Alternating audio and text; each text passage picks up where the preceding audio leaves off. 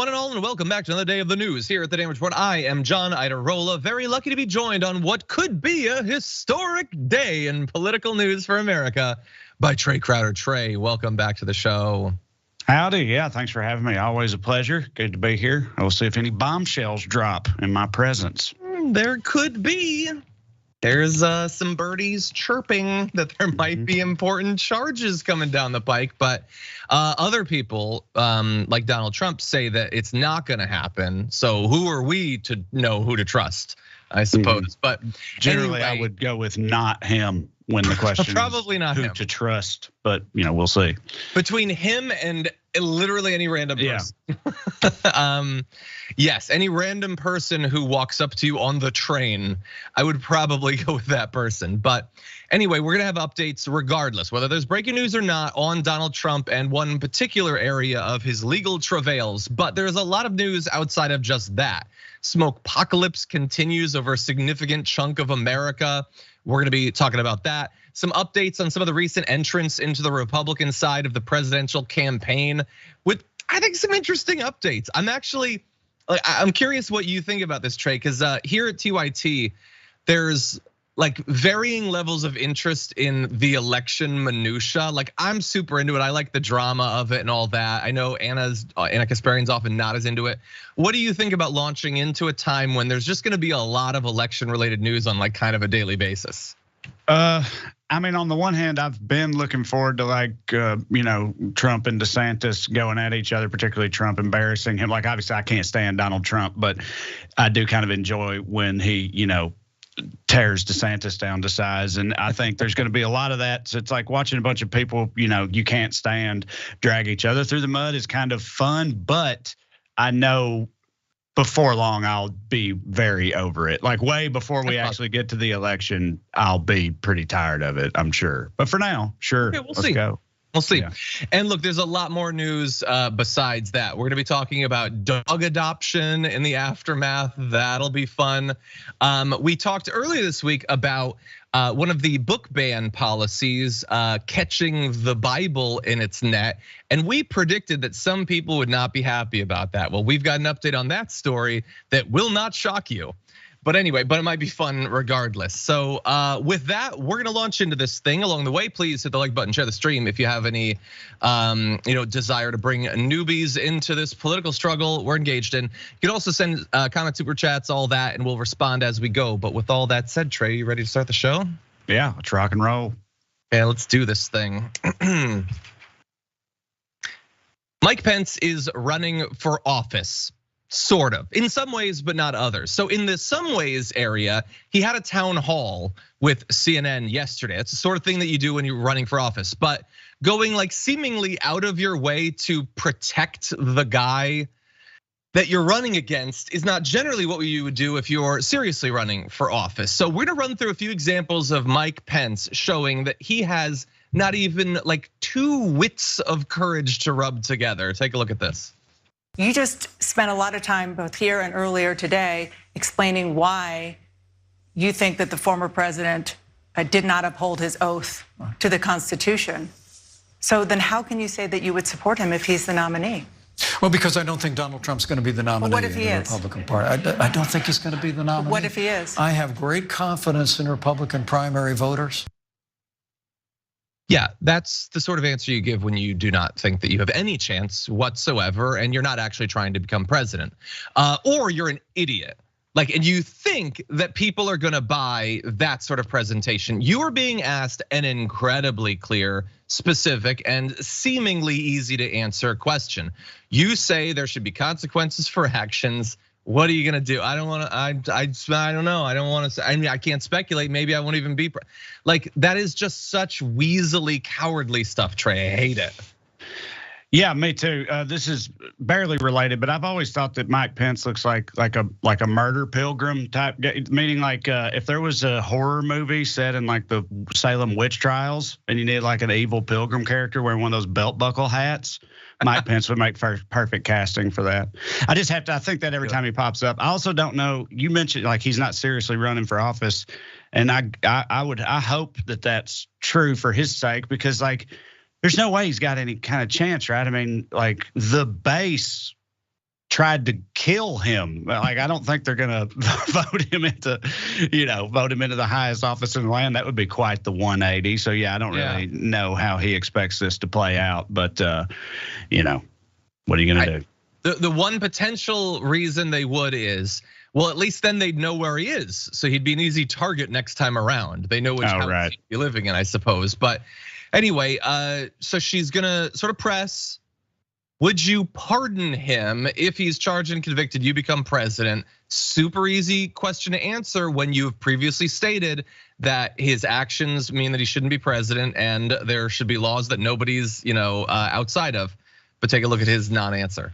Sir, if Donald Trump is convicted of a crime and you're elected president, would you pardon him? Well, I don't want to speak about hypotheticals. I'm not sure I'm going to be elected president of the United States. But I believe we have a fighting chance. I really believe we do. And if you are? And I would hope, again, Dana, you're as persistent as ever. CNN is living up to its reputation. Look, I understand that the apparently Pence supporters that they packed the room with thought that that was funny or whatever, but that is embarrassing stuff right there. You're persistent as ever in asking me these super simple questions that I refuse to answer because I refuse to engage in hypotheticals. If you're running for president and you say the sentence, I refuse to engage in hypotheticals, that only makes sense if the next sentence is, oh wait, I'm running for president, and that's a thing that you have to do because it's an incredible amount of power that's gonna be vested in you, and people are gonna wanna know what you do in certain situations. Like Trae, if he doesn't want to say something and then potentially change his mind, that weak ass thing that he just did is not even what he could have gone in a different direction. He could have said, it's really gonna come down to the specific charges, the specific punishment. It's possible that some charges would merit a pardon and others wouldn't. That's an easy answer. It's a reasonable answer, but he didn't even go for that. He just squirmed awkwardly, refusing to acknowledge the easy question. What do you think?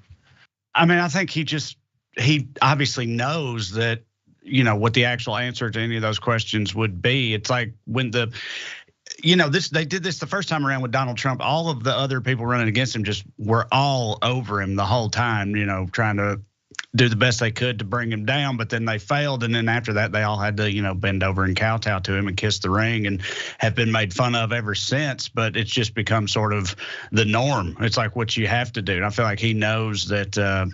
He knows he's probably going to end up in that position, so I guess he's trying to prepare for it as much as possible. But I don't know why he's even going through the motions of running against him, considering that. Got to have some other motivations for this campaign, but they're beyond me.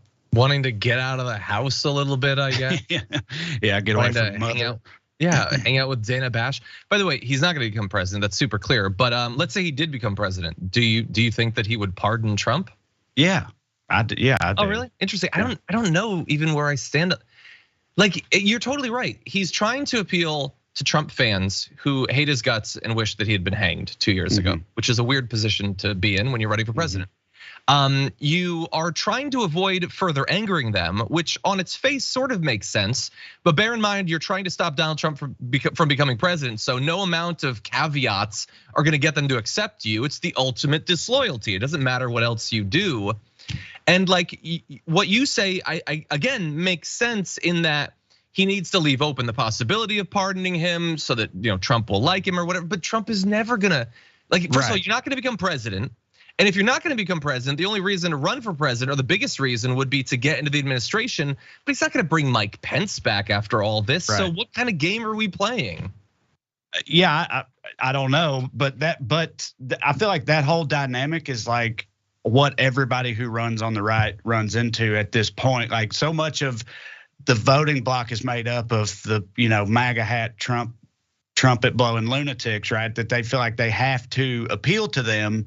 But that's never gonna work because you're never gonna be him, you're never gonna be their actual guy who is still out there being himself. So it's like they try to both be like, oh, I'm a callback to a reasonable era of Republicans, but they know they can't win without the boogity crowd, so they still do all that at the same time, and it just ends up like, being noise, not making any sense.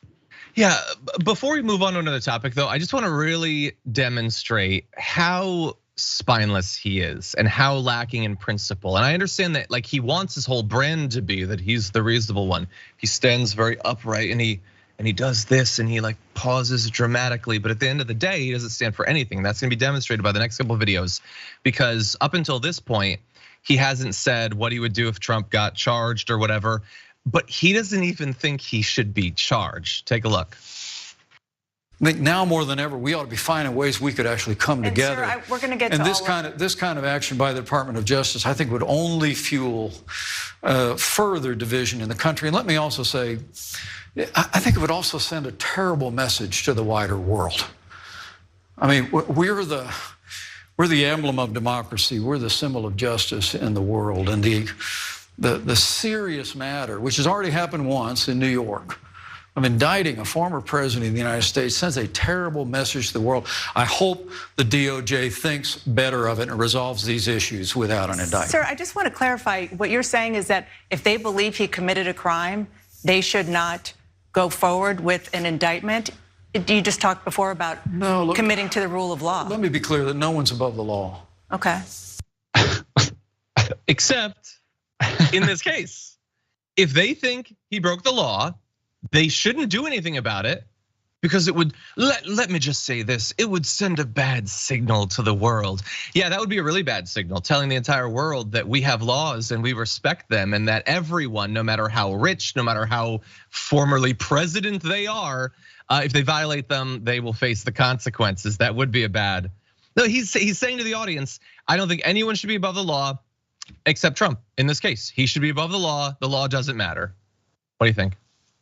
I mean, yeah, no, I agree. I don't even understand what the bad message he's saying it would send to the rest of the world is even supposed to be. Like, I don't even know what he's trying to say the rest of the world would interpret that as being, because it's so clearly the opposite. It's like, if we not indicting him when there's so much evidence of him having committed a crime, that's what would send the type of message that would terrify the rest of the world as to what's going on in this country. Actually indicting him, if anything, would encourage the rest of the world, because they're constantly watching us where Trump is concerned and thinking, oh God, what's going to happen next? And I think they would find it reassuring if we actually tried to take some measures toward accountability. So that seems obvious to me.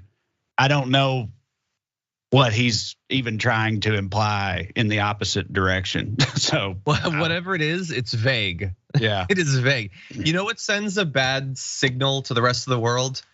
Trying to overthrow the government, trying to reverse the results of the election in Georgia, trying to bribe a foreign power to meddle in an election, committing crimes to cover up the hush money payments that you made in relation to an affair of yours, stealing hundreds of classified documents, and then when the government wants to come and get them, you hide them somewhere else.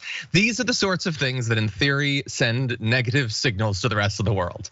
Not the consequences for those. What's funny about what you were just doing is that it, like, if given enough time to put a list together, whatever, you could have sat there doing that with that cadence and pacing for at least the whole rest of this episode, I think, and probably for like a couple of hours, like into the afternoon. I think you're just like, and this thing, and also this thing, and it because there's so much stuff that we forget that he's done. You know what I mean? Like, you get reminded of all the things he's done. It's like, I forgot about that. The type of thing that if it was any other president would have been like the defining scandal of their career is a footnote on a footnote for Donald Trump. And yet he's probably about to be the nominee again. It's pretty wild. It's pretty wild.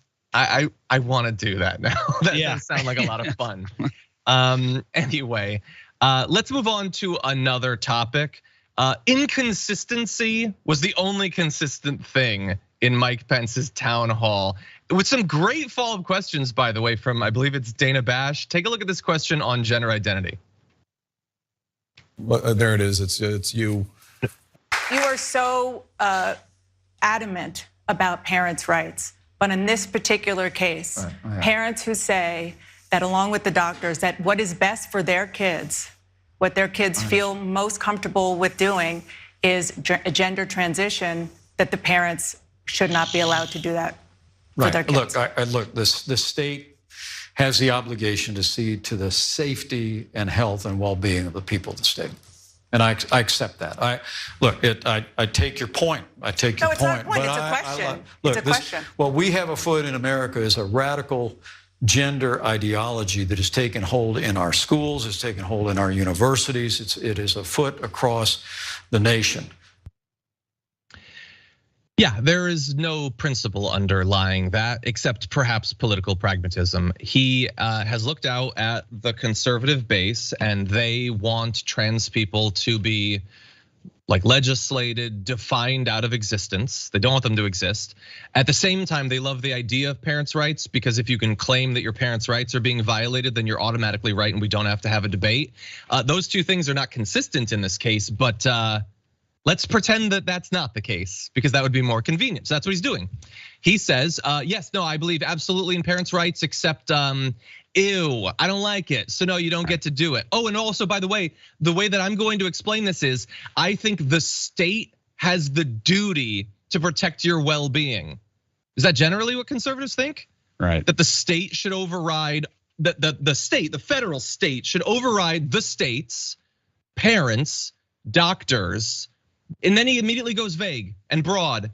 Gender ideology is taking over our schools. Well, hold up. We're not talking about our schools. We're not talking about Hollywood. We're talking about one family. We're talking about a mother and a dad. You say that's great. Well, they're there and they talk to their doctor and they believe this is what's best for their family. And you're saying, no, the state is gonna come in and crush your parents' rights with the heel of their boot. And I think this is consistent with my ideology. That's what I just saw there, Trae. What do you think?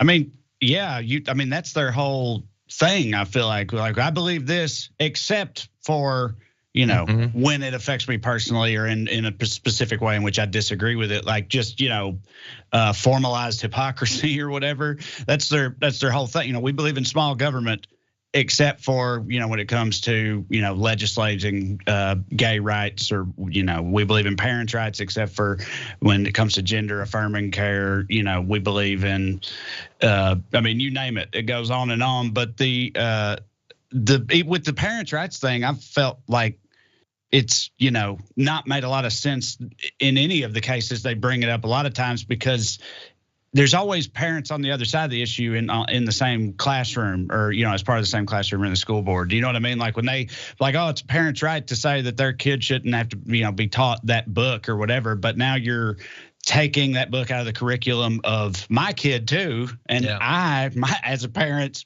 I don't want that to happen. I want them to be taught that in class. So it's like, what are they going to do? Like have a parents' tribunal vote on everything to determine which side has the most rights or whatever? Like, just one parent doesn't have the right to dictate, the upbringing of the entire community, which is what they seem to imply sometimes. But I think that's because they just take it for granted that everybody is on the same side as them when it comes to, at their kid's school or whatever. So. Yeah, and they stay inside of a media bubble that reinforces for them that, if you don't agree with this, then you're a radical, despite the fact that the polls show that people support more protections for the transgender community. 100%, I agree. Okay, well, I think that's enough Mike Pence for the day, maybe for the campaign, we'll see. But anyway, I do want to move on to other candidates.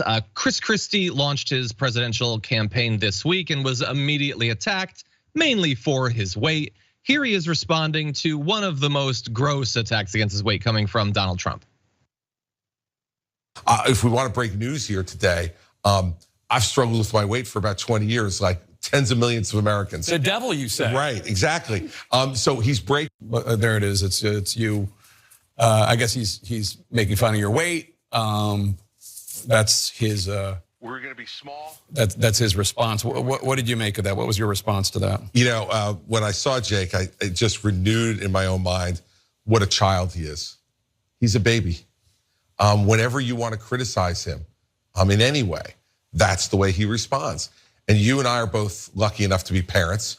And if we had a child who conducted themselves like that, we'd send them to their room, not to the White House. Yeah. And as you saw, he also talks about the fact that he has struggled with his weight, as I don't know, 150 million Americans do on a daily basis and have for years. He ended up tweeting, "Breaking news, I've struggled for 20 years. What I haven't struggled with is my character. I'll put that up against Donald Trump's any day. If that's the best he's got, then he's lost his fastball." I don't know that his character is necessarily unimpeachable, though. Some people have some big issues with his time as governor.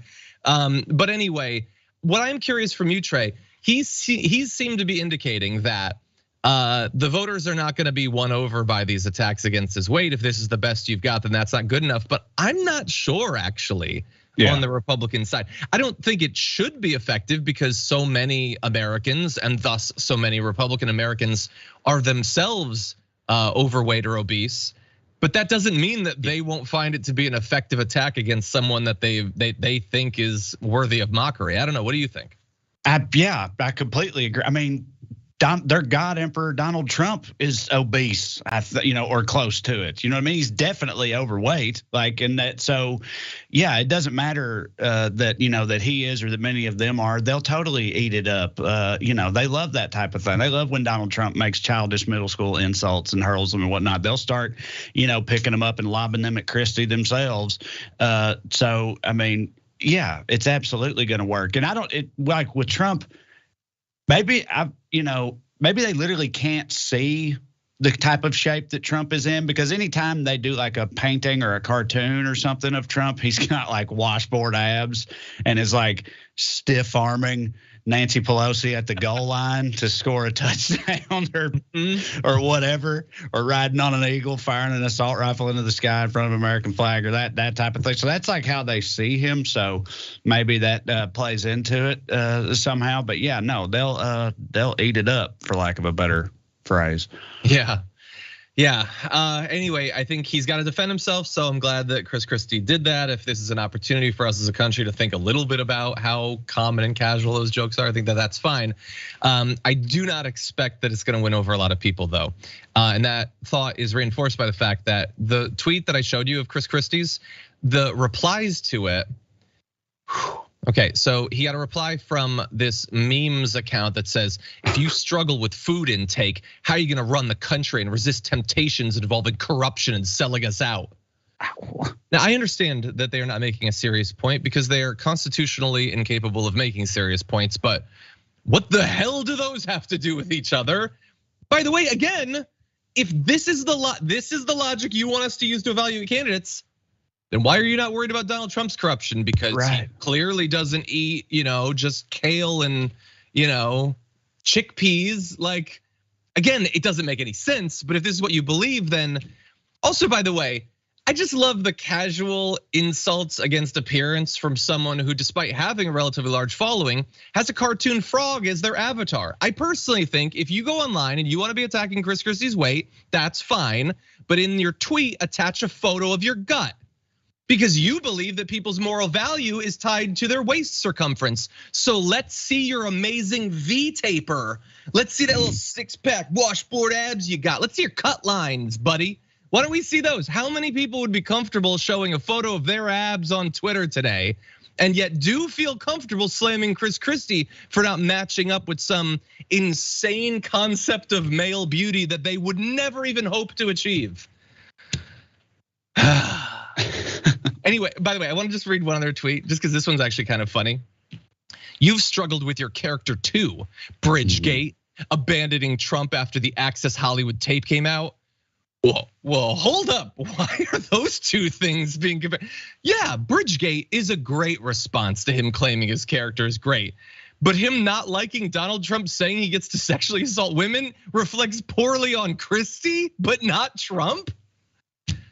I don't understand it, Trae. I don't understand. Our political culture is so gross.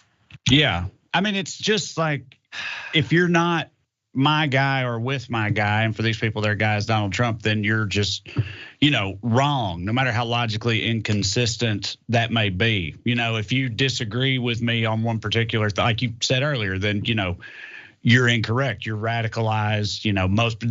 Like we were saying, they literally, I've seen people like that tweet, like, you see the radical left trying to do this, despite the fact that 95% of Americans agree that, insert conservative talking point here. And it's like, that's of course completely untrue, but they genuinely believe it somehow.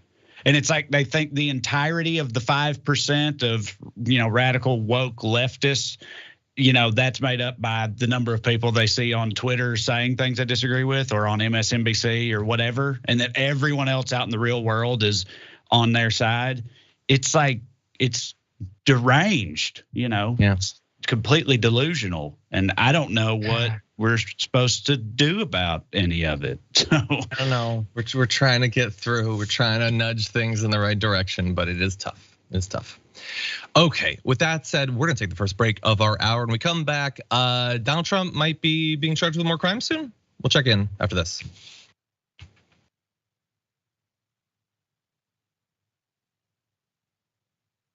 Okay, there's some awesome comments out there. It's Quiffer says in a super chat, John, when you said cut lines, I immediately thought of your circumcision scar. Can we just say I thought of a circumcision scar? Why does the word your? By the way, a lot of people seem to think that's what I meant. Oh, you're cut. And that's the lines from you being cut. Did I just make up that slang? I think that's pretty. No, I knew what I didn't. My thoughts didn't drift penisward at all. Let's put it on the record. Yeah. Yeah. No, I knew what you meant. I don't know. That's a wild way to interpret that. So thank you. Oh my God. Okay. There have been so many comments and messages about Trae. I'm just gonna read a few of them. Anarcho.com says going to go see Trae in 2 weeks. I'm so excited. That's awesome.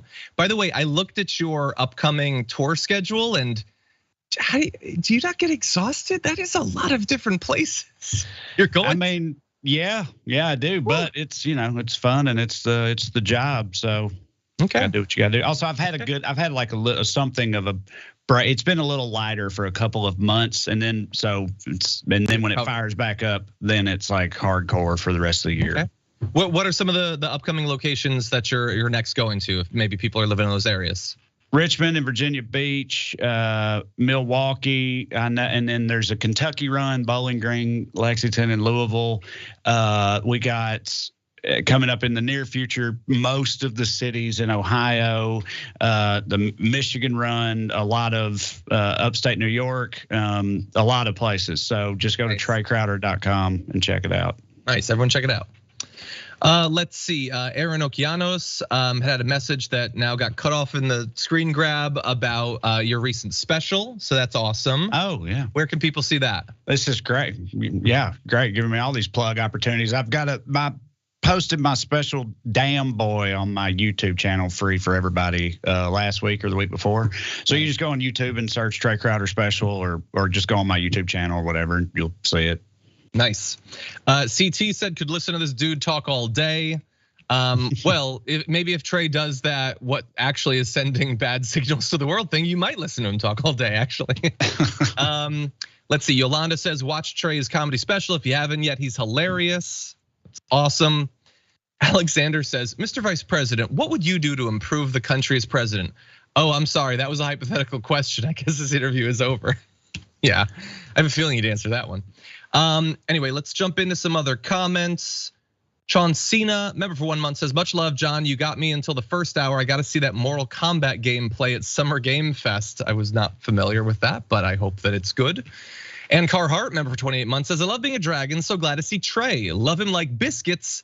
And Cho, Smart Mark, and Drew too. Oh yeah, that's the extended Skewniverse we call it that he's referencing there. So nice. We appreciate the love. Nice. Holly Todd says, love you, Trae. Also, please come back to Phoenix, Arizona and bring the fellas. I am, well, not bringing the fellas, sorry. I'm on a solo tour right now, but I'm coming to Phoenix later this year. So I don't remember the exact date off the top of my head, but it's definitely happening. So I'll see you there.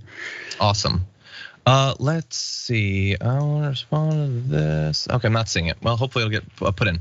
Henry, member for 4 months, says, only message Mikey is reading is, am a chicken that can be chased out easily. That's the message that I got, unfortunately.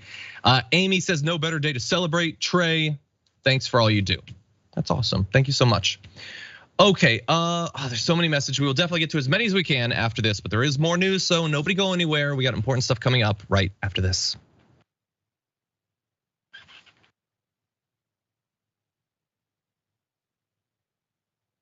Okay, everybody, let's jump into some fun stuff. Federal prosecutors have apparently informed Donald Trump and his legal team that he is a direct target in the investigation into his handling of classified documents. And that is a very significant development in this case. Even though we can pause for 1 second and say, well, yeah, he's a direct target. He's the guy that did it. What would it mean for him not to be a direct target? He stole all this stuff and like the valet just goes to jail. I kid, but that's actually how most of his legal troubles have worked out in practice. His lawyers and his aides have gone to jail and he's been fine. In this particular case, it's not looking like that. In fact, according to The Independent, the DOJ is preparing to ask a Washington, D.C. grand jury to indict him for violating the Espionage Act and for obstruction of justice as soon as Thursday. Hey, wait a second. Today's Thursday. It could happen today. It could happen right now. In fact, I'm gonna Google. No, it doesn't look like it's happening, but we will let you know if it does happen. In the meantime, prosecutors are ready to ask grand jurors to approve an indictment against Mr. Trump for violating a portion of the US criminal code known as Section 793, which prohibits, quote, gathering, transmitting, or losing any information respecting the national defense. Now, that seems pretty arcane, and you might be wondering, why are you being so specific with that? Well, because this specific provision is actually really important in the context of this months-long investigation. This is, after all, about classified documents, right? And so much of the discussion since the raid on Mar-a-Lago has been about classification and declassification. Did it happen? When does it happen? How does it happen? Can you do it with your mind? Well, what if I told you that all of that is utterly irrelevant to the charges that they're considering? Under Section 793, there's no reference to classified information. And thus, going in that route is understood to be a strategic decision by prosecutors so that all of his different claims about supposedly declassifying the documents is irrelevant. This is not about whether they were classified or declassified. It's simply about the content that he had taken from the White House. And so, Trae, if they go in this direction, I don't know if maybe that results in less serious charges. I honestly don't know. I'm not a lawyer, obviously. Look at me. But it does seem like a good strategy. Yeah, well, that's exactly what I was about to bring up to you and ask you, but you already clarified that you don't know either. My first thought is like, is that like, giving up on the larger charges to go for something lesser because they think they got a better chance of making it stick? In which case, like, I'm all for making whatever stick you can, but if it ends up as too much like a slap on the wrist, that's kind of a bummer. But I definitely, I'm sure they know what they're doing. I'm not a lawyer either, but yeah, I bet he's fuming over it because it's the whole time it's been like, oh, president can declassify whatever he wants. If I have something and I want to have it, then I'm allowed to have it because I was president, and you don't get to say otherwise. And that's such a wild cockamamie sounding thing to present as like a defense in an actual courtroom, but like it was given credence, it's like, oh yeah, you might have something here or whatever. So for them to just like subvert that entirely and be like, yeah, that doesn't matter because we're doing this instead, he's got to be frothing over it, which I'm at least down for that. But yeah, I'm not really clear on the sort of like implications of doing this. I mean, they're giving up on the classified part entirely for good. Yeah. I don't know. Yeah, I mean, but maybe other charges will also be coming. I honestly don't know. Again, I don't know I don't know the potential jail term or consequences under a violation of the Espionage Act. But if I had to put my money down, violating the Espionage Act, it doesn't sound like nothing. It sounds like something. So we'll see. Maybe we'll know later on today. For now, we really do expect that the charges will be coming soon. Not necessarily today. That is what some people think. But it is always considered when you let the person that you're targeting know that they're a target. That is considered a pretty late stage part of this process. It usually triggers the ability of your defense team to provide sort of your side of the story. Of course, in this case, that's been going on for some time, but it's still a part of it. Trae and I were talking before the show, debating, like, you would think with how vocal Donald Trump is on social media about everything that happens to him and plenty of things that don't, that you wouldn't want to warn him too long before the charges, because then he would have an opportunity, along with all of his allies in the media, to write the narrative of it. But it is the DOJ. They mess things up constantly when it comes to Donald Trump. So I'm honestly not sure. Trae, any final predictions when it comes to timeline? I mean, like you said, it would make more sense for it to be very soon because, you don't want to give Donald Trump too much time to, work in the opposition publicly. But, it's the DOJ, it's our government at work and everything. So I'm inclined to expect the opposite of what really makes sense. So I think maybe it'll be a bit longer yet. Gun to my head, not today, but we'll see. Not today. Okay, I'll take today. We'll see who wins. Yeah. In any event, you predicted that Trump would be fuming, and we have a little bit of evidence to that effect. How does Donald Trump feel about the fact that he's being targeted in the classified documents thing, that he might be indicted soon? Well, he would have you believe that this isn't really a topic at all, or would he? It depends on how you ask him. So when the New York Times contacted him and asked him directly if he'd been told that he would be indicted, he said it's not true. But when asked if he had been told he's a target of a federal investigation, he didn't respond directly saying, quote, "You have to understand he hasn't been in direct touch with prosecutors." He then repeated that it's not true that he was told he will be indicted. So have you been in touch or haven't you? By the way, all this is pointless. We know that he has. Maggie Haberman and her team have already said that his allies are saying they talked to the DOJ. And then he goes on more defensively on Truth Social to say, no one has told me I'm being indicted and I shouldn't be because I've done nothing wrong, but blah, blah, blah, all of his past scandals or whatever. So he's gone on record as going on the record as it is when you bleat something out, that he has not been told that he will be indicted. But remember, before the charges in the hush money payments, he came out with a message a few days before they were supposed to arrive and said he's going to be arrested on Monday, I think it was, which was not only didn't happen, but also apparently was never planned to happen. So he already has a recent demonstrated strategy of trying to throw things off by throwing misinformation out there. So I don't even know what direction that would be pointed in this case. I don't know what to make of his message that says he's not being indicted, except that as we talked about earlier, you definitely shouldn't just trust him. Any final thoughts? No, I mean, I feel like he would say that regardless. And then when he is indicted, he'll just be like, it's a sham that I've been indicted. And it's also, reading to that Truth Social thing reminded me of what we were talking about earlier when you started to list off his various scandals or whatnot. Like, he does it himself. And it's just so wild that his supporters read all that and they sit there nodding their heads like, yep, he has been the subject of all of these various witch hunts throughout the course of his political career. You know what I mean? Like, it's so wild. Like, it's never happened to any other politician on either side in this country ever, but they believe genuinely that, it's just been made up scandal after made up scandal when it comes to Donald Trump. I guess because they think he's the lone arbiter of the truth and thus must be silenced by his opposition, through any means necessary. It's such a crazy thing to believe, because you look at it, you're like, how can you just shake off all this wrongdoing and vote for him anyway? But they genuinely believe that it's all made up, despite any amount of evidence to the contrary. It's wild. Before we move on to another topic, can I just, for any big Trump fans in the audience that believe all of this stuff, you believe that it's all a witch hunt, it's all made up, all of this, from AGs in Georgia and people in New York and the parties, and it's all made up, all of it. And you believe far crazier stuff than that. You believe that Joe Biden is a robot or a clone or a lizard or whatever. They can do all of this, and they'll do all of this to stop Trump from getting into office. But they won't do one thing that in theory they could do. Why don't they kill him? They do false flags constantly, according to you. They shoot up schools, they shoot up churches, they shoot up airports. Why don't they just kill Trump? Why don't they just have some crazy Antifa plant murder him? But it's really them. It's the CIA, it's the FBI or whatever. Why don't they do that? If they're willing to go to these great lengths to stop Trump from being in office.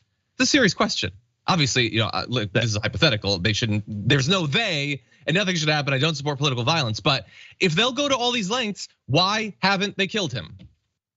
They might tell you that they've tried, and Trump is just too much of an operator, too much of a competent operator to allow that to happen. He's thwarted multiple assassination attempts already. He's too suave, too savvy, and so that's why. Also, whenever he does, I've thought before, because he's old and in bad health, eventually at some point he is going to die. And like, if it's anytime in the remotely near future, like, I bet they're going to be saying that, like, no matter what happens, he could stroke out on live television during a debate or whatever, and they'll still be saying that it was the deep state, hit him with a heart attack gun from across the room or whatever, So, I mean, they will. So we'll see. Yeah, it's going to happen. Trae's 100% right. Everyone get ready for that. Okay, with that said, I think we're going to take our second break just a little bit early. We're going to come back. There's chaos in the air across much of the country. We're going to touch base with it after this.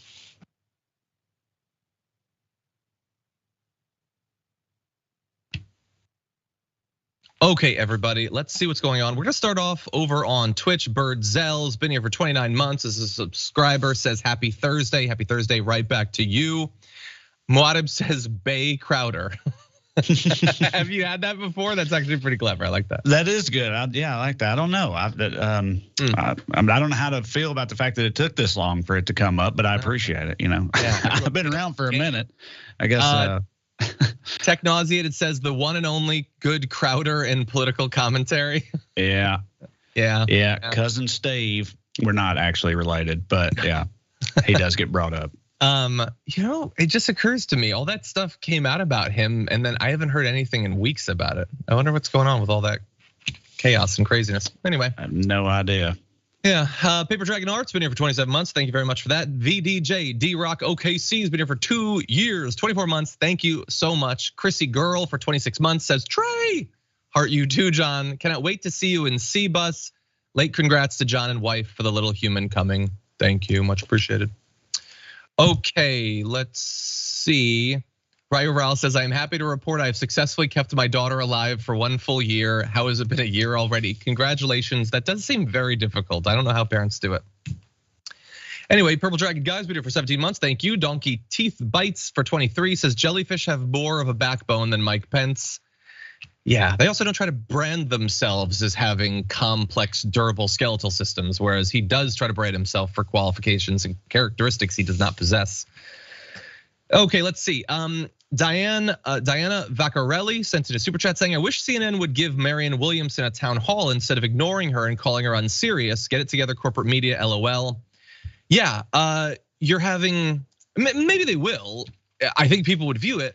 They're having every Republican on for town halls, but they're not having Marianne Williamson. Why is that? I mean, we know why it is, but why is that? By the way, I don't see the message, but someone had sent a subscriber message saying, why don't we see more about Marianne Williamson on the network? And that's a fine criticism. To be fair, we've interviewed Marianne Williamson just a few weeks ago. We've covered her on the main show as well. We reacted to a bunch of her recent TikToks, which have been going viral. We will talk about her more, but I appreciate the criticism, and we will double down on that. Okay, T Underhill, member for 29 months on YouTube, says, big fan of the TDR, big fan of the Tennessee Holler Facebook page. Trae, what do you think of the Tennessee Holler? Oh, I love the Holler. I'm a huge fan, and I'm the guy who runs it, Justin. He's a buddy of mine. Love him very much. Support what he does, and it's been wild back home. He posted this publicly, so it's public information in case this person doesn't know. This guy, this is how much he's putting it on the line.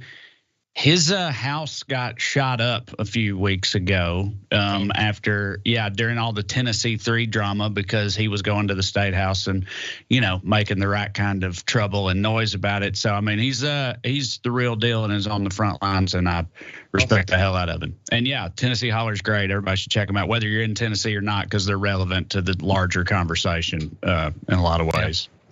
Yeah, I mean, when all that stuff was happening in the legislature and everything, they were doing great work. Yeah, weren't you were tweeting recently about the Tennessee Holler, I believe? Yeah, yesterday. They're doing the fundraising thing or whatever right now, and I tweeted in support of it. So yeah, everybody check that out. Awesome. Okay, Armed Liberal says, damage report bingo with John talking about his member.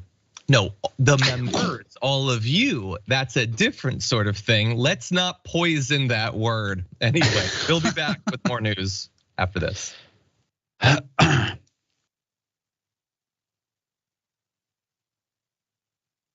Okay, everybody, we're running low on time. Why don't we jump right into it? There's currently hell going on across a lot of this country, almost literally, certainly in appearance. The air quality has plummeted across hundreds and hundreds and hundreds of miles of America, thanks to an insane combination of the prevailing winds and literally hundreds of wildfires going on in Canada. And it is serious stuff, despite the efforts of some in the media to make light of the situation. Early data suggests this is the worst air quality event in New York City since records began in 1999. It's among the most dire for wildfire pollution ever seen in the US. Since Tuesday, New York City and Detroit have recorded some of the world's worst air pollution levels ever recorded due to fires. This is serious because wildfire smoke, when present in high concentrations at ground level, as it is in many parts of the country right now, can cause serious health complications, especially for the elderly and people with heart ailments or asthma. It has been a very bad few years for people with pre-existing conditions and comorbidities, and that's what we're experiencing right now. Tens of millions of people have been placed under air quality cautions. The US has sent 600 firefighters and support personnel to assist Canada in fighting the wildfires. Nearly 250 were burning as of yesterday. I don't know the numbers for today, but that is very serious. So bad that the FAA warned this morning that they might be slowing down flights from New York, Philadelphia, and DC due to low visibility from the smoke. And you can see here, there's an ongoing tracker in different cities on the New York Times showing the level of the pollution in different areas. If you're living in those areas, please refer to these. Don't spend any more time outside or with your nose and mouth uncovered than you need to. There's predictions going on about how things are going to develop. You can see in this map over time. It looks like maybe we'll be out of immediate danger within a day or so, but it's impossible to say. More wildfires could be lit or could spread in Canada. We could have a resurgence of this, but anyway you slice it, Trae, it's pretty devastating out there. Both of us are LA based, but we've been affected by air quality from wildfires before. Yeah, I was about to say, so we're kind of used to it. Feels like it happens every year. It was part of the culture shock for me moving out here is walking outside and seeing like ash falling or whatever. It's like, okay, should I get everything and leave? Like what's happening? They're like, no, this is, this happens every year around this time. But it does get worse each year. It's wild to me, the people that seem to imply that we just shouldn't care or that it isn't worse. There's so many people out there like, yeah, well, I mean, the world just burns sometimes. What are you gonna do? Like, just go to work, breathe smoke like a man, and shut up. You know what I mean? It's like it's such a wild thing to tell people that they shouldn't care about. You know what I mean? It's especially wild to me coming from like the right, because like I'm from the South. A lot of people on the right in the South, obviously, and a lot of those people ostensibly love like the great outdoors because that's where all the things that they like to shoot live, right? And so but they love like the lake and the woods and all that stuff. But they're also like, if you let it be known that you're worried about those things being polluted or destroyed or set on fire, or being lost to climate change, they call you an alarmist and tell you to stop believing the lies of big weather. That's the other thing I don't understand. Who's supposed to be on the other end of the conspiracy that makes climate change a hoax? I just don't. It should be the most obvious thing that brings us all together, I would think, is like to prevent the world we all live on from dying. But it's not. That's been politicized too, and it's something else. I mean, you would think, you look out, you see how bad the air is. Well, okay, it's clearly time that we have some sort of conversation about the environment and about climate. And look, this isn't directly related to climate, but it is indirectly related to climate because when things are hotter and things are drier, wildfires are more common, and when they happen, they're worse. You don't routinely have 250 wildfires in Canada, and God only knows in 10 years how many that'll be, how many acres it'll be. It's something to talk about. On the other hand, you could be led to believe by crazy people on the internet that this is the deep state's plan to keep you indoors so that you don't go to the theater and watch Fast X and see traditional masculinity on display. I don't know, some stupid BS. That's probably what's really going on. Now, we haven't reached that point yet, but as we've been alluding to, there have been some wealthy people living in the areas affected by this, working to convince conservatives to not care about what they're seeing in the air, what they're breathing into their lungs. Here's Janine Pirro. And while Americans choke on the smoke, the far left smells an opportunity. AOC thinks this is a great time to push her Green New Deal. She says that we must, quote, adapt our food systems, energy grids, infrastructure, and healthcare to prepare for what's to come. Other Democrats are pumping up climate hysteria and bringing back, you guessed it, mask insanity. I wear my mask in solidarity. Climate change is not a hoax. We're not only seeing the haze from these fires, we're also feeling it in our very own lungs. The work to protect our climate is far from over, and we're dangerously behind. It's only getting worse, but this is why the president has made climate change a priority. This is why he's taken the aggressive actions that he's taken, historic actions. We added in those people so that you'd have a little bit of reasonable in the video. I love Pirro's like self-satisfied, and now they're pushing for, you guessed it, mask insanity. Yeah, but do you know why they guessed it? It's because it's smoke in the air. It's easy to think, oh, I guess you should probably wear a mask, so that you're not breathing in smoke. How is this still a culture war thing? Are you gonna fry your lungs to own the libs? Is that really what you're gonna do, Trae? What do you think? Yeah, well, only soy boys are worried about breathing smoke anyway. Like I said, just breathe it like a man. My papa breathes smoke all the time. He turned out fine. I mean, he died before 70, but yeah. Well, this is just the what's the word? The feminizing of the American man. They don't even want to breathe smoke anymore. That's what it's come to. I think they should set more things on fire and force people to walk through the smoke at the age of 8, breathing it. To learn how to be tough and red-blooded. Yeah, I don't know. It's so dumb. Their willingness to self-harm in order to own the libs. It's that they found that groove during COVID and have been riding it ever since. It's pretty funny. You know how like they do that thing, or at least they used to do that thing where they would like roll coal on their big trucks. Oh yeah, I definitely think they're still doing that. Probably, yeah. But like the thing they would do is they would drive in front of a Prius because screw that person for caring about the environment. Yeah. And then they would flood their car with smoke and make them breathe it. The idea being that, look, I just owned you by making you breathe smoke. Fast forward a couple of years. Now I should breathe the smoke to own you. Man, they're devolving fast. Yeah. They're treating themselves now like Prius drivers. Anyway, let's go to a little bit more of the insane attempt to spin this environmental issue here. By the way, what were those 2 young, healthy people doing with a mask? Double masking, by the way. They were double masked up. Masked. I think a lot of people, they were comparing today the air quality to places like New Delhi and Qatar, but those are places that experience overpollution year round. Yeah, but now it's here. It's not like, oh my God, I can't breathe, but this isn't as bad as New Delhi, so I guess I'll abstain from masks. What are those people wearing masks for? It's smoke in the air. They're not all in fancy air-conditioned TV studios, Sean. They're out there walking in a cloud of smoke and they don't want to breathe it. None of this should need to be explained. And the overall point of look at them trying to make this about the environment and healthcare. Well, the environment's on fire and there's smoke filling the airs and people need healthcare to deal with the fact that this is wrecking their health. Like if you're gonna say they're using this issue and you want that to seem irrational, you have to actually explain why that's irrational and not like, oh, look, there was a shooting. Now they're talking about guns. Yeah, that makes sense because they're related. Any final thoughts, Trae?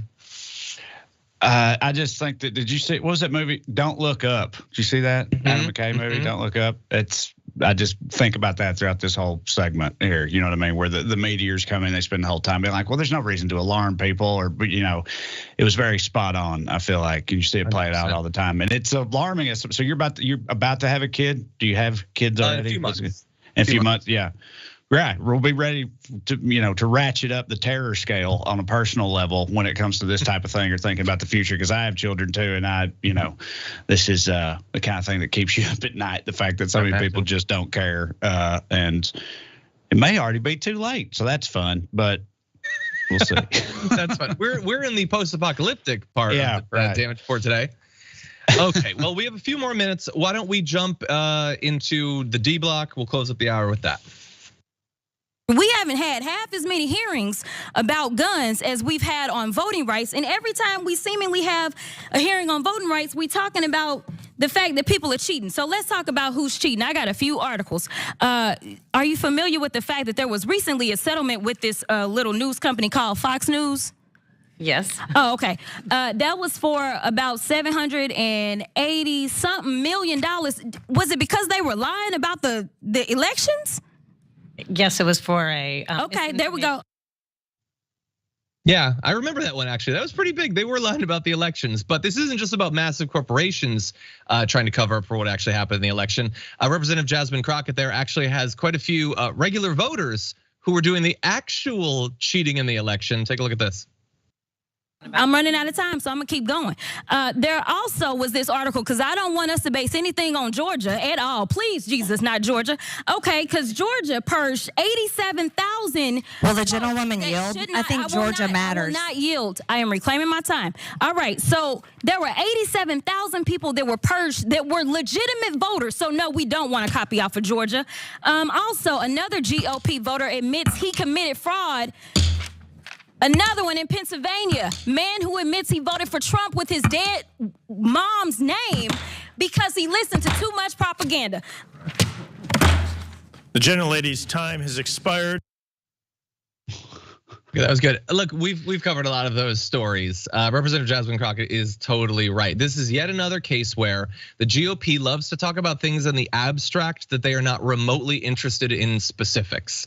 They say that they care about pedophiles or whatever, but when all of these prominent people in religion and politics are actually outed for doing these sorts of things, you don't hear a single thing about it from them. They're also very interested in election integrity, but all those different stories, and we could list dozens and dozens more that Representative Jasmine Crockett was talking about, they're not so interested in that. They don't care about the people who are purged, Trae. Like Marge isn't going back to Georgia and be like, I have high standards for Georgia and we can never let this happen again. They don't actually care. No, I mean, what's that? I've seen on the internet before. GOP stands for gaslight, obstruct, project. Which I find to be a pretty accurate descriptor. So, I mean, yeah, the voter fraud thing, they yell about voter fraud from the left, which is something that barely ever, if ever, happens, while actively trying to, restrict the voting rights and abilities of, so many Americans in a bald-faced effort to cheat to win elections, basically, and then, scream about voter fraud. So it's kind of sums them up, I feel like. 100%. Yeah, and also, look, I'll even be fair, I'll balance it out. There were lots of instances where conservatives cheated, like you voted using relatives' things or voted twice or whatever. And anyone who did that intentionally, I think should suffer some sorts of consequences. But I will also say, I don't particularly care because it didn't change the election. Let's be clear about that. The fake election fraud that didn't actually happen that they're talking about obviously didn't switch the election. The real election fraud also did not impact the results of the election because it's so rare. So let's put things in perspective. Okay, that's all the time we have for the first hour. We'll be back for more after this.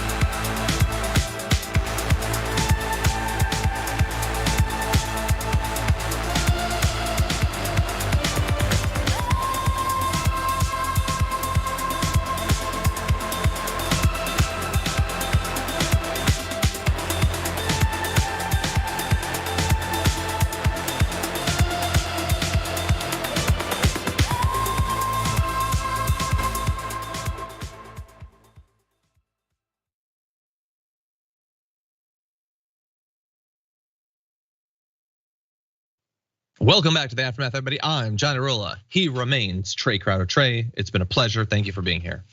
Yeah, always a good time. Let's keep it rolling, I reckon. We will. We got a couple more stories we're gonna be talking about in just a sec. I'm gonna read a few comments first, though. A super chat from Professor Dragon says, OMG, I'm so happy to see Trae. I've been watching him since Funny or Die. Awesome. Yeah, it does go back. I appreciate that. And Professor Dragon, thank you as well for the rest of the message. Appreciate it. Quaker Lady member for 24 months says, I'm in NC, one of the not as horrible areas, but my asthma disagrees. It'd be rough for a lot of people. Ryan says, thank you to the person that purchased my 1-month membership. Thank you, it's so nice. Every day people gift memberships to literally people they don't know. What a nice thing to do. And thank you for thanking them. Okay, let's hold on.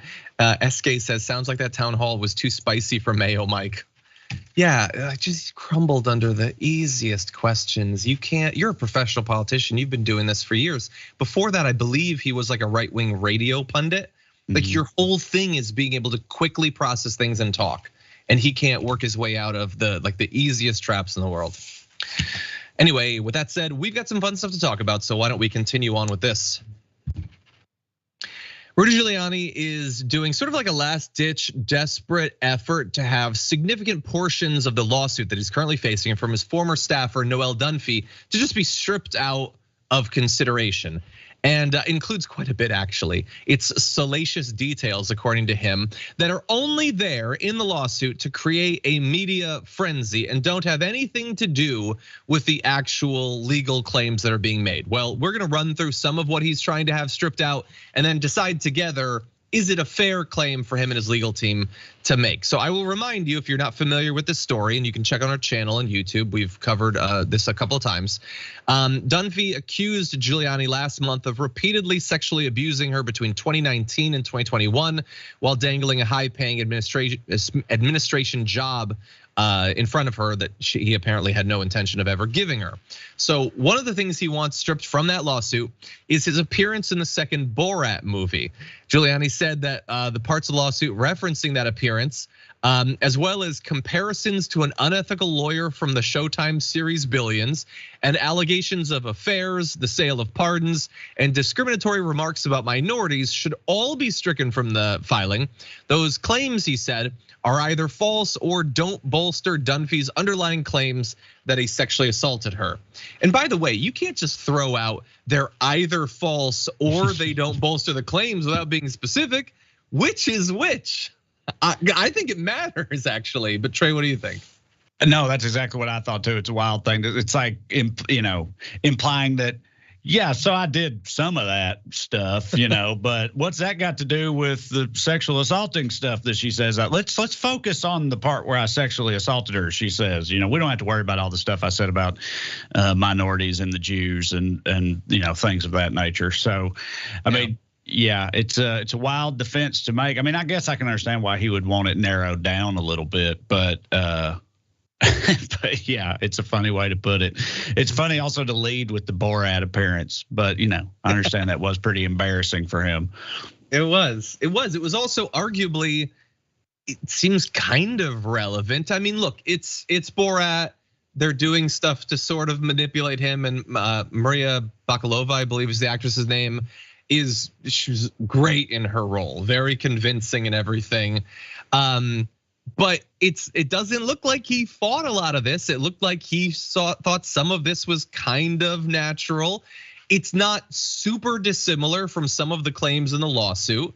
Now, yes, it's for a movie and it's really embarrassing, and there was an element of manipulation. So if I was his lawyer, I'd be pushing for it to be stripped too, but I hope that it's not, because I think it goes to a little bit about him that his first instinct wasn't like, hey, no, we're not doing anything like this. Is an interview.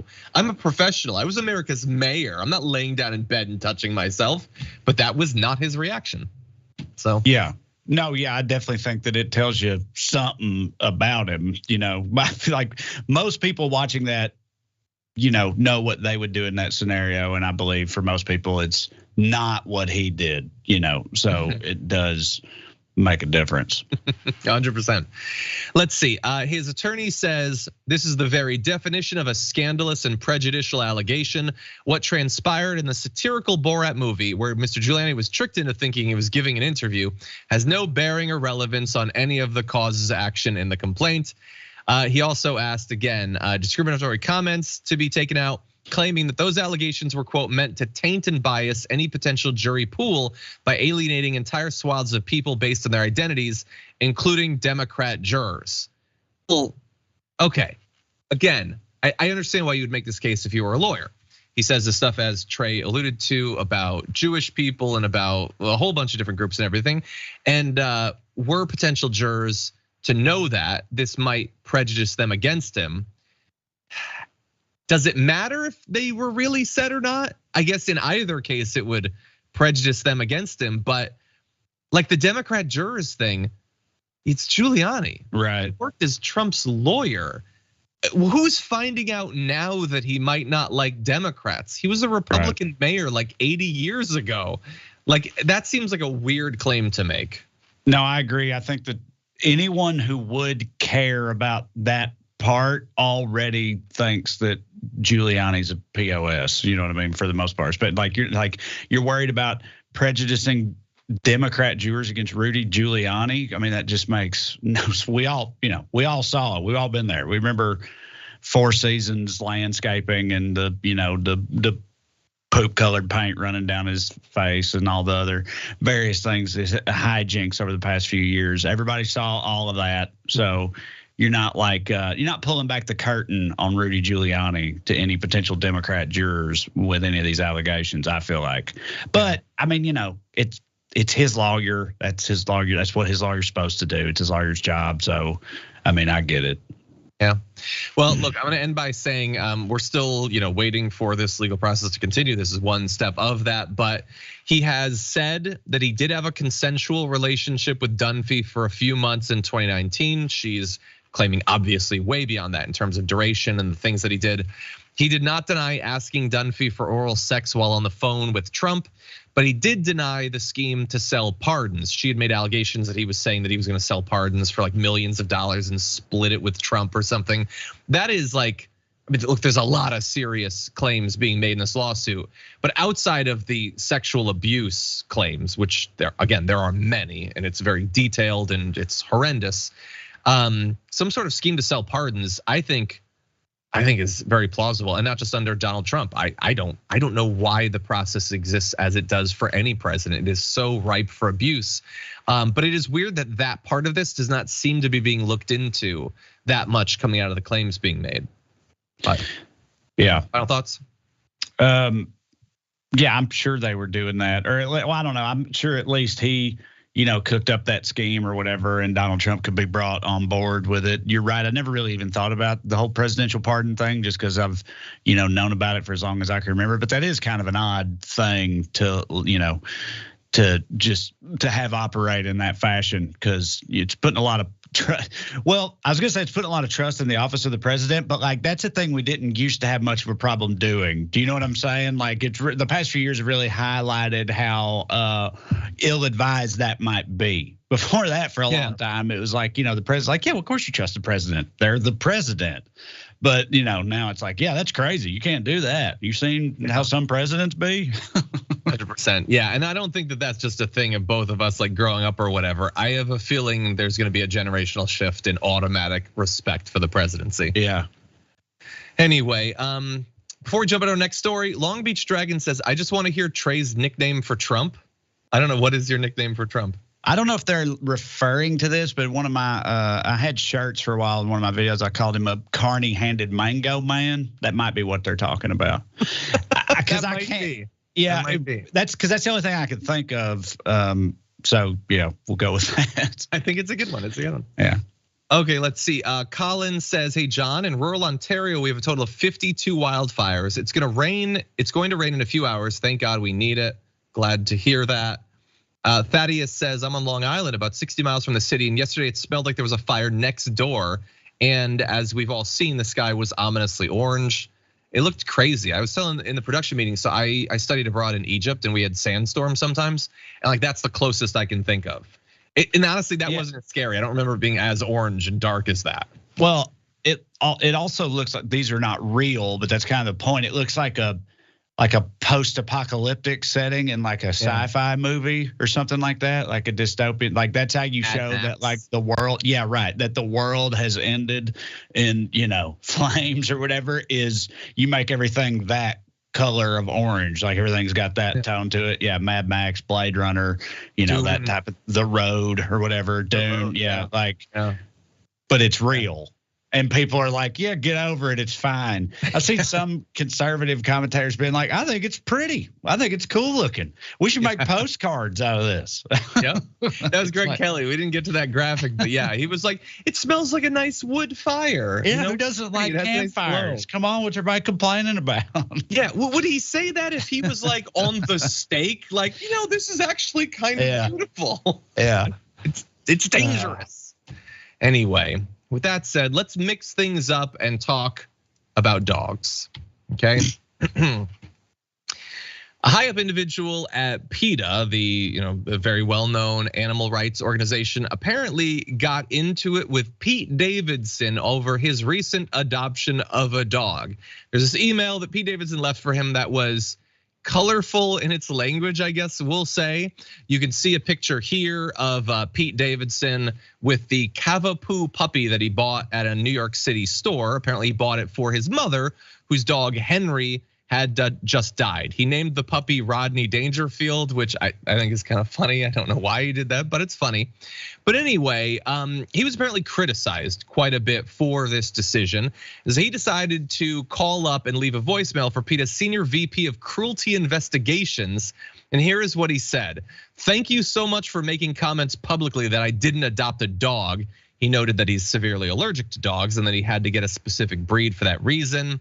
He also said that no research appears to have been done as to why he decided to buy a dog, including the fact that his mother's dog had just died. He urged her to, quote, do your research before you bleep create news stories for people because you're a boring, tired bleep. He wrapped up his message by saying, bleep you and suck my bleep. Okay, so even with the bleeps, that's a lot. And yeah, look, I probably wouldn't have done it. I wouldn't have left that voicemail, but I also don't generate the sort of news that Pete Davidson did. So maybe he's onto something. That said, I understand why he might be sensitive to this. So he needs a specific sort of dog. He was rushing to get a dog because his mother's dog had just died. The dog and his sister, I guess, were devastated by that. So he decides to buy a dog, which he can do, it's legal. And he gets criticized both for the photos that came out as a result of him, because people just follow him everywhere he goes and takes photos. But then to be criticized individually by PETA, yeah, that is a lot. I don't know. Look, I do think that you should generally adopt dogs. My dog is a rescue, but I don't rule out the possibility of getting a purebred dog not through adoption. I don't know. What do you think? I mean, I'm with you. I'm definitely on Pete's side here. Generally, the level of fame where you're like, you generate a scandal by buying your mom a puppy, like it's got to get old. And I know people are like, well, look, he plays into it. He doesn't have to keep dating all these starlets and ingenues or whatever. but like still, man, it's gotta. I don't know. I mean, I can't even imagine. I feel like it would drive me crazy too. Also, PETA can be pretty annoying in my experience. And like, I know the argument. First of all, I'm a cat person, just so everybody knows. I make no apologies for that, by the way. I know it's like, it's not cool to be a cat. Well, I mean, the internet likes cats, but dog people really don't like it when they find out you're a cat person. That's neither here nor there. I like dogs, but I think cats are cool too. So I appreciate that. Thank you. See, that's how it should be. It should be diplomatic on both sides. But sometimes dog people, man, they find out you're a cat person, you might as well be wearing a Michael Vick jersey, dude. They're like, this guy hates dogs. I was like, I didn't say that. I said I like cats. Anyway, so I don't have a dog. And I get you're supposed to adopt one or rescue one or whatever. But like these puppies in the store, they've already been born. Like they're just supposed to be thrown in the trash. Like somebody needs to raise them. It might as well be Pete's mom. And I know it's like if people keep getting them from puppy mills, then puppy mills will keep making them. I get that. But I'm saying it's not the end of the world. His mama was sad. Her dog died. Let her have a puppy. Who cares? Another part of it also is for me is I'm from a rural southern town, and dogs did not have this kind of cachet there. Yeah. You know what I mean? So it's wild to me the way that people, like when I was a kid, you needed a new dog. Getting a new dog consisted of just driving around until you saw a box of dogs in a parking lot somewhere. That's totally true. So and then now you got a new dog, which I guess that counted as rescuing them. Anyway, I don't know. It's just all pretty silly to me, and I feel bad for Pete Davidson sometimes. Yeah, I think that the following people around taking pictures is so weird. Like, and I don't like, just leave him alone. I understand he's in movies or whatever, but like it also seems like for him there's always been an outsized level of paparazzi interest beyond the stuff he's doing, which has got to be frustrating. Like, it's not like he's The Rock or something. Right. Why is he followed everywhere he goes? But he is. And look, again, I'll say, I think you should generally rescue a dog. And even if you need a hypoallergenic dog, as he says he does, look, PETA points out that you can search on Pet Finder by breed, and you can do that. That's true. Those are my dogs right there. That dog right there, Hilo, is in this room. I rescued him and I got lucky. He's a very good rescue dog. That said, you know what people do on sites like Pet Finder? They lie about the breed of the dog. That's what they do. So that can be frustrating. That said, look, I support bills that work to stop puppy mills and all of that. But as long as they are legal, you're allowed to buy them. And the thing about this is too, I understand that PETA wants to get people to move in the right direction. First of all, they say there's no such thing as a hypoallergenic dog, which they're not technically wrong about that, but they also know what people mean when they say that. There are dogs that trigger less allergies than others, so don't get pedantic about that. But the bigger issue is, can we not like constantly pretend that the only way that there's gonna be social progress or progress on literally everything is through individual consumer decisions? Individual consumer decisions are important, but structural matters are way more important. And putting all of the onus on individuals just sort of absolves the system of any need for change. Yes, I'm so glad you said. I hadn't thought about this issue through that like lens, but it's like that reminds me of going back to climate change and all that stuff. Like, people should recycle and all that type of thing, but I've always found it so annoying that it's framed as like, if you don't recycle, everyone's going to die, and it's like people have to recycle, people have to drive Priuses, people have to do that, people have to walk to work, all this stuff. Not saying any of those things are bad to do, but all that, like you said, it just absolves, the corporations that keep pumping everything into the air, dumping it in the rivers and whatever else, meanwhile they're gutting the EPA or whatever while telling people to keep recycling. It's just, the putting the onus on individual people is annoying because it, continues to let the powers that be run rampant, which is, sort of par for the course around here. 100%. Yeah, so I'm mostly gonna side with Pete Davidson, mainly so that maybe we could be friends or something.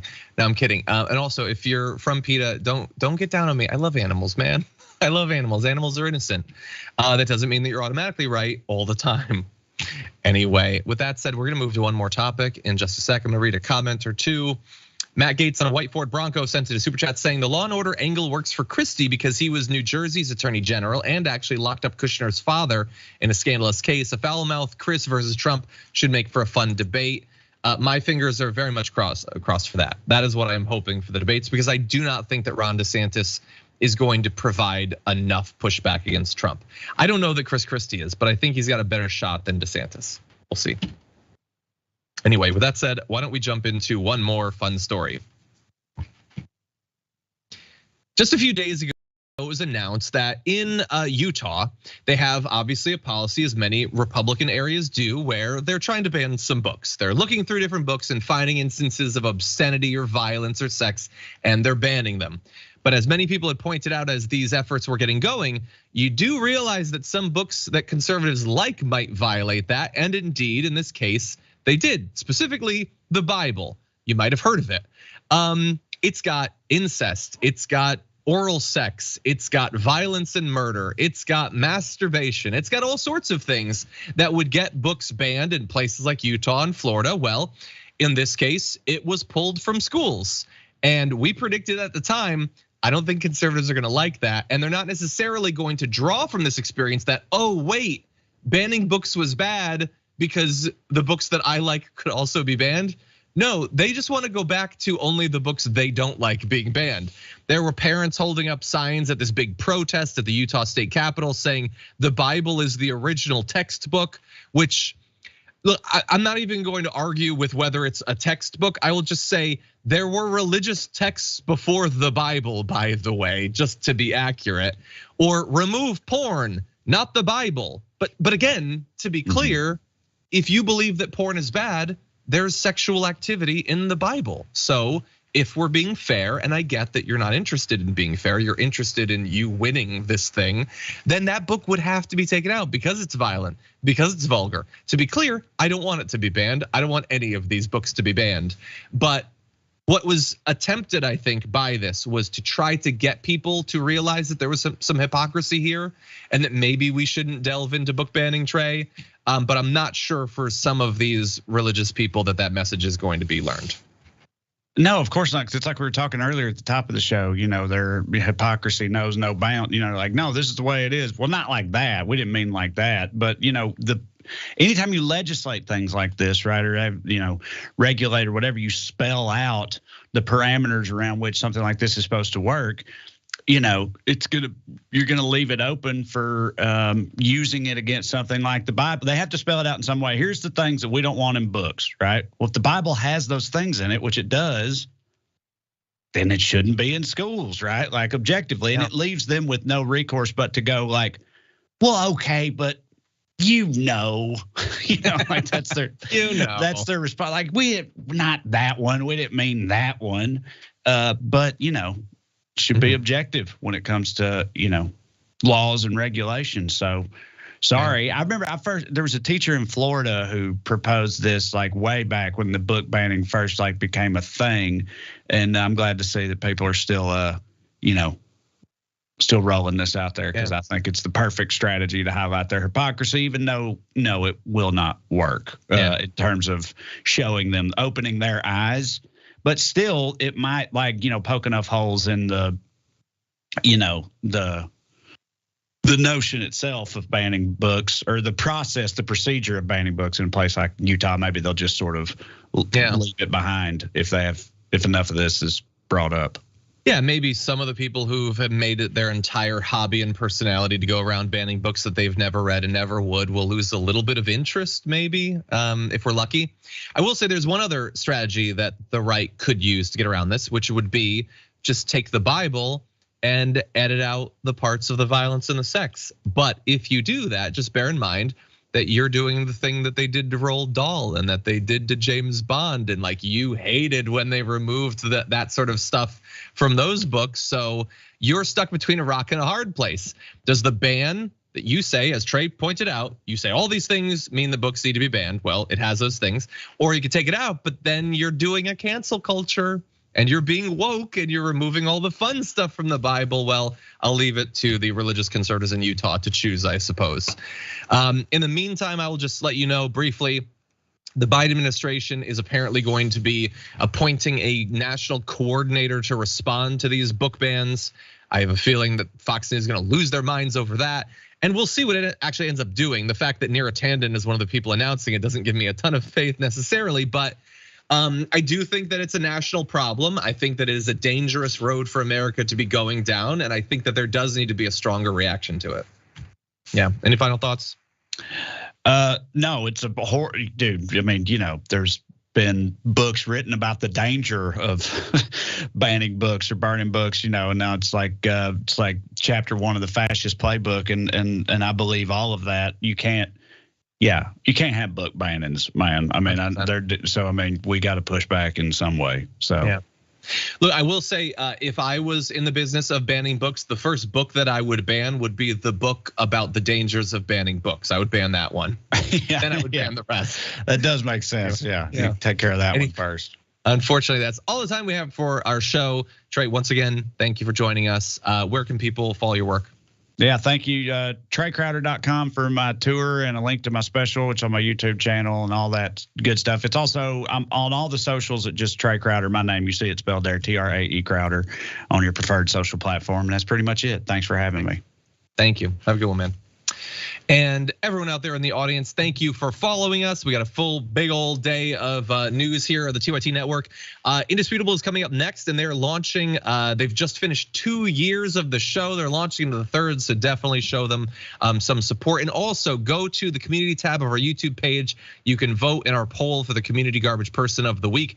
Brett Ehrlich and I will be breaking down our Garbage People of the Week, and you can influence that with your vote. For now, though, stay safe out there, stay sane out there. I'll see you soon.